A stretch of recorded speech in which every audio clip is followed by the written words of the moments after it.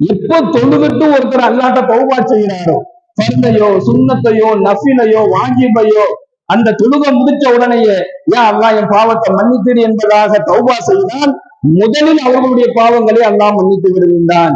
தொழுகையை கொண்டு தௌபா செய்வது ரெண்டு விஷயத்தை நமக்கு கொடுக்கிறோம். ஒண்ணு, தொழுகை கொண்டு ஒருத்தர் தௌபா செய்யறாரு அப்படின்னு சொன்னா அல்லாஹ் அவருடைய பாவத்தை மன்னிச்சிடறான், மேலும் அல்லாஹ் தன்னுடைய உதவியை அவருக்கு வழங்குவான் என்பதாக நம்ம ஹதீஸ்களிலே பார்க்கிறோம்.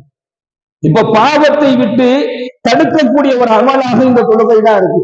ஹஜ்ரத்னா ஜாபிர் ரலியல்லாஹு அவர்களை இந்த ஹதீஸ் அறிவிக்கிறாங்க.